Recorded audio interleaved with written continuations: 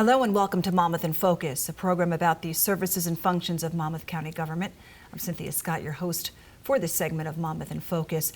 Today we are joined by Freeholder Sue Kiley, who is the liaison to the health department, and she's here to talk about personal family experiences with breast Cancer Awareness Month, and what does Monmouth County do to promote this disease awareness. Freeholder Kiley, thanks so much for joining us today. My pleasure. You have been an RN for 30 years, and you have also worked in the nursing profession on the other side as well when it comes to administrative duties, and you have some personal experiences obviously with your family and breast cancer.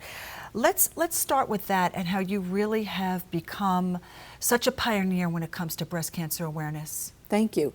Well, let's start with October 13th, which was a Friday, and it was actually 13 years ago. And my sister Carol called me and I said, "What are you doing?" She said, "I have bad news. I have breast cancer." And that was the first realization that this was something that was going to affect our family for many years. 6 months later to the day, my sister Patty was diagnosed with breast cancer.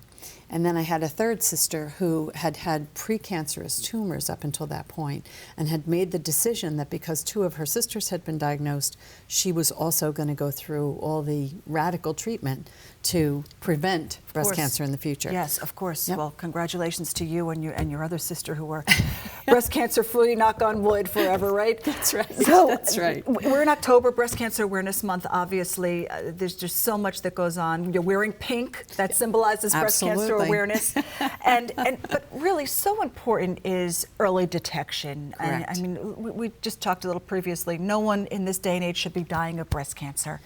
Yep. And early detection is the key here. Don't wait for your mammogram, correct? Absolutely, absolutely. One of the things that came out of my three sisters having a breast cancer diagnosis is a charity that my niece and nephew started called Breast Intentions. And the whole idea was to help local community women that are going through the same diagnosis, the same issues. And the most important thing you can do is self-breast exam. And they in fact created this little card, which I'll leave with you, that is, it hangs in the shower so that it makes it very easy for women and men to do breast exam, to detect early if there's a potential lump, and then get mammograms when you're supposed to. That is such a great, great idea. It reminds you when you're in the shower, you have 50 billion things going on through your head, and there you go. There it is. What are some of the signs that you can detect? Okay, so obviously a lump, you know, if you notice a lump, or a change in the size or the color of a breast.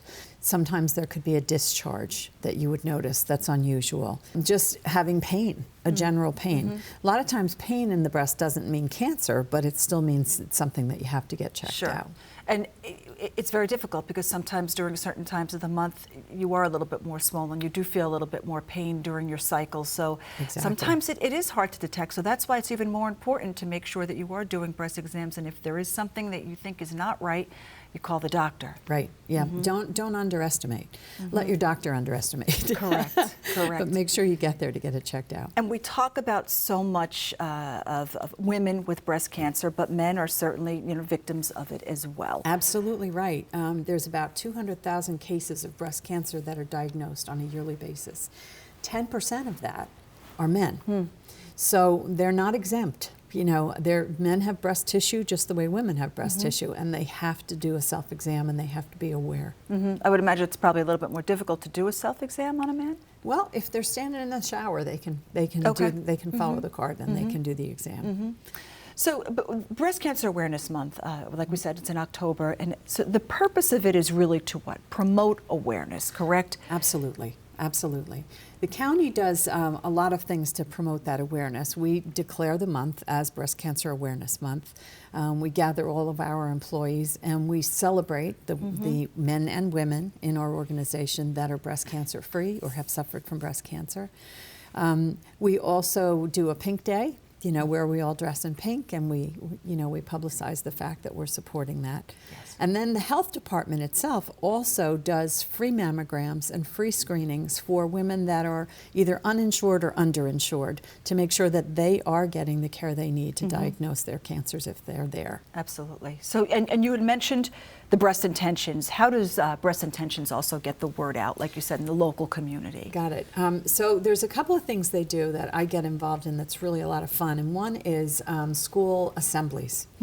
And we gather the female students and the male students in some cases. Some cases it's just the women, but a lot of times the boys are there as well. And we educate them on, my sisters tell part of their story, which is pretty gruesome when you think of what they went through. And then we drive home to them the fact that if you do the self-exam, if you pay attention to your body, you have a much likelier chance of finding and treating breast cancer before it becomes an issue. And you bring up such a good point, Freeholder. You know, you could bring a doctor into these schools and have him or her talk about it, which is very effective as well. But when you humanize that and you have a breast cancer survivor talking to these students, talking to parents, it really drives home the fact that this could happen to me too. That's right. You know, it's interesting. We have them all stand up at the beginning of the assembly, and then we say, if any of you are victims of breast cancer, sit down. If any of you have a family member that's been affected, sit down. If any of you have a friend, and by the time you finish, there's nobody standing. Wow. And if there's one or two standing that have never met a breast cancer survivor, my sister Carol says, well, now you have, because I am a survivor. That's so powerful. Yeah, and it really does. It drives the point home when they look around the room and everybody sat down. Wow, wow.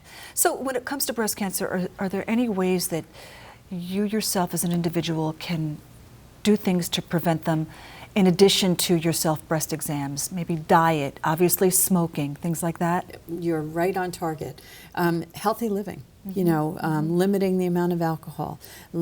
Don't smoke. I was going to say limit, but you shouldn't smoke at all. Correct. Yeah, so true. So not smoking, exercise, healthy diet, you know, those are all important parts of good health in general, and that will increase your chances of staying healthy when it comes to different types of cancers. Absolutely. You know, it's a great month to promote awareness, and we should not forget it after October's over. We should continue it, correct? Absolutely, Yeah. absolutely.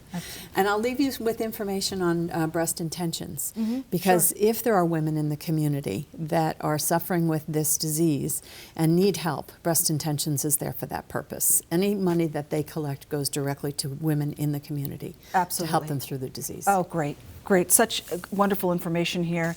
Unfortunately, we do have to talk about it continuously year after year to get the word out, but it's so important, and the more that we get the word out and the more that women and men do self-breast exams, hopefully those numbers will decrease. Quickly, you had said we have some good numbers and some not so good numbers, correct? Yeah. So we've got 250,000 new cases diagnosed every year on average. That was as of 2017. The current data is not available yet. But the good news is that we have 35 million cases that have been identified, women that are still living and surviving, either cancer-free, or they're still, you know, they're still addressing some of the issues associated with it, but they're alive to talk about it today. Okay, that is great news, wonderful news. Thank you so much for being here today, Freeholder, and sharing this news with us and information as well. Always so important, and always great to have you here on Monmouth in Focus. Thank you, it's always my pleasure. And that is all the time we have for this segment of Monmouth in Focus. Of course, if you need more information, please visit www.visitmonmouth.com. I'm Cynthia Scott. Have a great day, everyone.